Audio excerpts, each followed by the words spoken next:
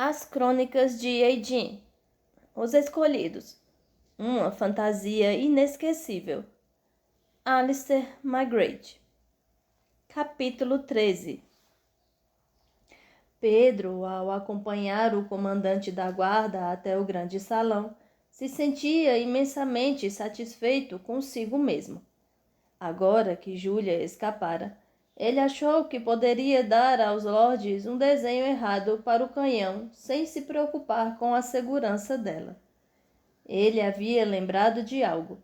Uma das longas conversas que teve com seu avô, preleção, mais precisamente, a respeito das estratégias de Lord Nelson na Batalha de Trafalgar. Se os canhões não fossem feitos adequadamente, eles explodiriam, matando aqueles que o haviam carregado e detonado. Sua ideia era simples, mas brilhante, disse a si mesmo. Ele faria que os lordes fizessem um canhão de argila e balas de canhão também de argila. A argila jamais aguentaria a força da explosão, a arma que os lordes de Eugene esperavam usar contra seus inimigos destruiria seus próprios guardas. Havia, é claro, a simples questão de sua própria fuga, mas ao se aproximarem do salão, ele retirou isso de sua mente. Tudo ficaria bem. Ele tinha certeza.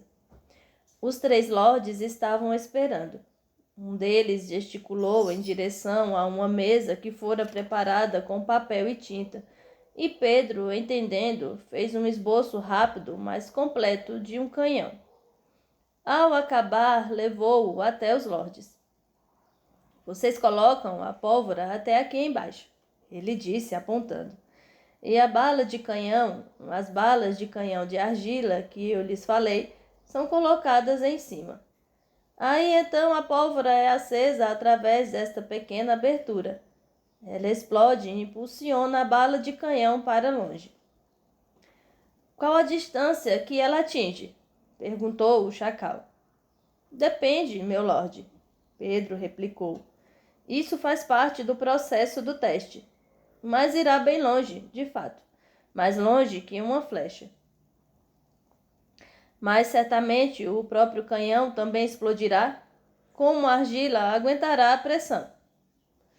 O cilindro do canhão é bem denso e a bala de canhão não fica dentro por muito tempo, Pedro disse, sem pestanejar. A força total da explosão irá impulsionar a bala de canhão para frente e não destruirá o cano do canhão. Eu espero que você esteja certo, disse o lobo falando pela primeira vez.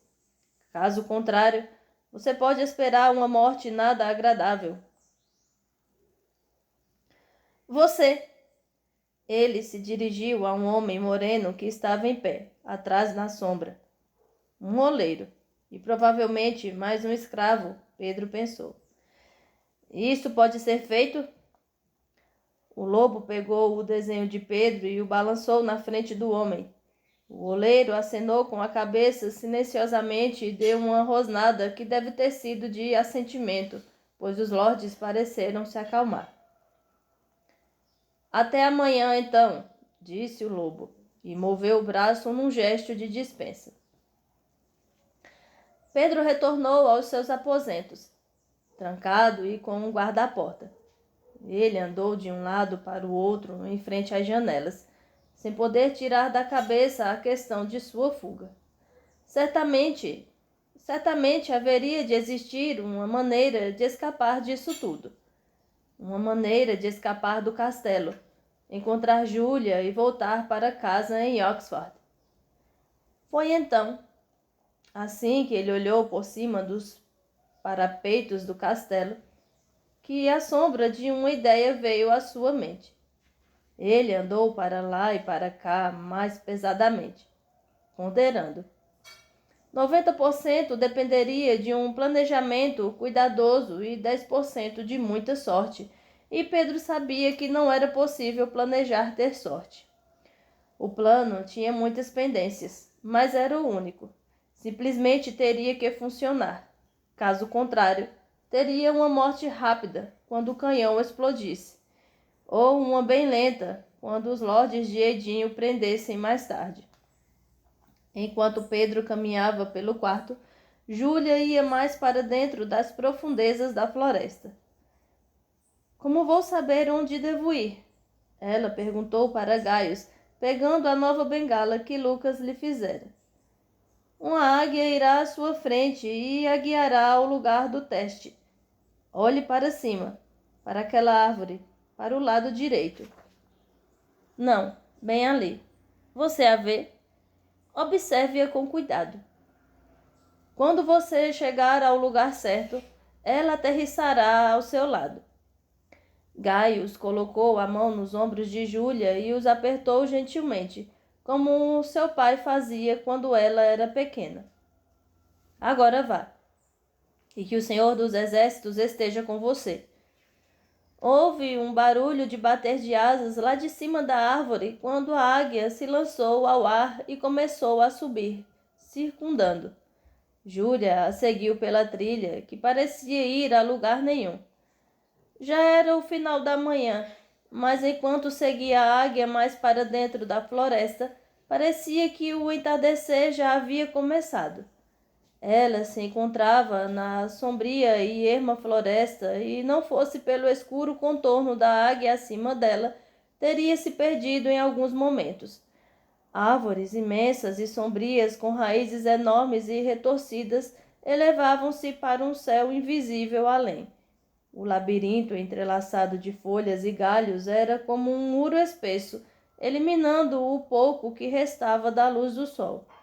Ela não tinha ideia de quais criaturas poderiam estar escondidas do outro lado da trilha segura onde estava, ou que feras selvagens poderiam viver na ilha. Mas manteve os olhos na águia, e de repente o caminho se abriu para uma clareira gramada. A águia esperou no meio da clareira, erguendo a cabeça quase que de maneira inquisitiva. E então ela se curvou. E se você já viu uma águia se curvar, sabe que é uma cena muito estranha, de fato. E voou para o encontro da noite. Em questão de minutos, ela havia desaparecido. Júlia observou sua partida, sua única ligação com algo familiar. Como ela desejou poder subir com asas como águias, em vez de ser obrigada a estar nessa ilha e nessa imensidão desconhecida.